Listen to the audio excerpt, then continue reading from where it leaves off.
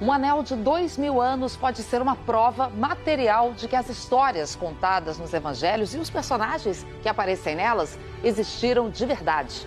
O anel tem uma inscrição que foi decifrada por pesquisadores de Israel. E essa inscrição liga o anel a um personagem muito importante na vida e na morte de Jesus Cristo. Ninguém dava grande coisa por ele. O anel do tempo de Cristo foi achado em 1968, neste importante sítio arqueológico de Israel, a fortaleza de Herodium. Mas passou anos esquecido. Até que, recentemente, uma equipe da Universidade Hebraica decidiu decifrar o que estava escrito. Um dos pesquisadores explicou para a correspondente Daniela Kresh. É um anel de bronze com um jarro desenhado. Os cientistas limparam o anel. Usaram técnicas avançadas de fotografia para realçar as letras. E o que foi aparecendo em grego é a inscrição de Pilatos. Ele mesmo, o Pilatos da Bíblia. Pilatos não era um nome comum na época. Então existe uma grande chance de o anel ter sido dele próprio. Ou de alguém que usava o anel com o nome dele, como uma espécie de carimbo oficial. Na época em que Jesus foi crucificado, Pôncio Pilatos era o prefeito romano da Judéia. Esse território atualmente faz parte de Israel, mas naquele tempo era só um pedaço do gigantesco Império de Roma. No governo de Pilatos, Jesus foi condenado. Por isso a descoberta do anel é tão importante. Essa é uma evidência histórica material da existência de Jesus. Na medida que os evangelhos falam da importância de Pilatos no processo que culmina na morte de Jesus, então, de forma indireta, se pode falar que Jesus efetivamente existiu. Voltando um pouco no tempo, uma outra descoberta arqueológica também tem a ver com Pilatos.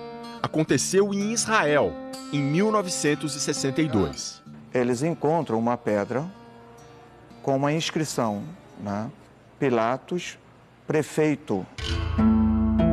Cada dia mais, descobertas arqueológicas vão reforçando o que dizem os evangelhos, os livros da vida de Jesus.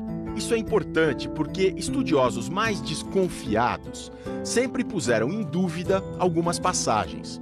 Por exemplo, o fato de Jesus ter sido primeiro crucificado e depois enterrado.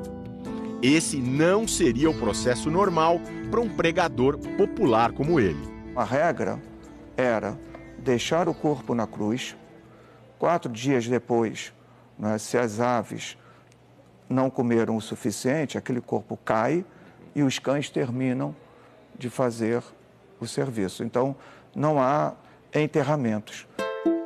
Mas por que então os evangelhos dizem que Pilatos autorizou o enterro de Jesus? Entra em cena a ciência.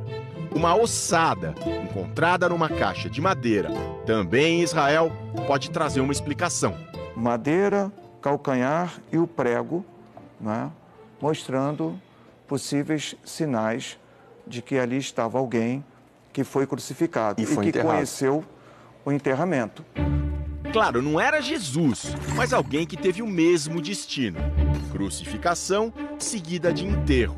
Mais uma evidência material, ainda que indireta, dando força às histórias do Evangelho. E é bom lembrar que entre essas relíquias comprovadas não está o Santo Sudário, o manto que teria envolvido o corpo de Jesus depois da crucificação, no século I. O Santo Sudário, na verdade, é uma relíquia medieval.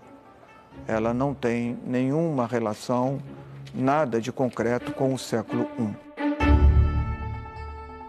Objetos de uso pessoal, inscrições em pedras, grandes sítios arqueológicos, tudo isso é o que a ciência tem a dizer sobre a época em que Jesus viveu. Mas e para os cristãos, para as pessoas de fé?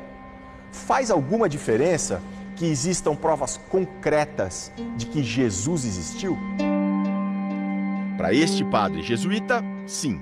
Absolutamente, me interessa muitíssimo.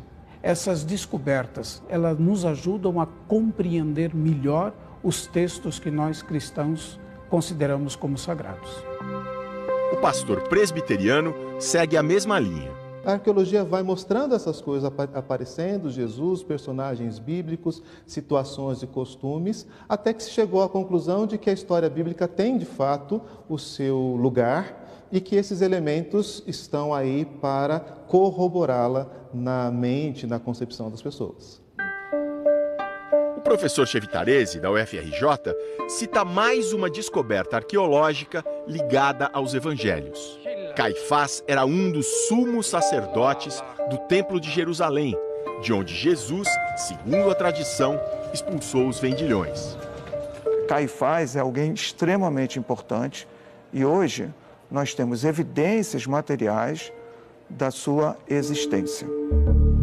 Isso porque há 26 anos foi descoberto um baú de ossos com o nome de Caifás inscrito no idioma aramaico. Ao descobrir estes nomes, essa história ela recebe o respaldo que estava sendo negado a ela como material histórico confiável.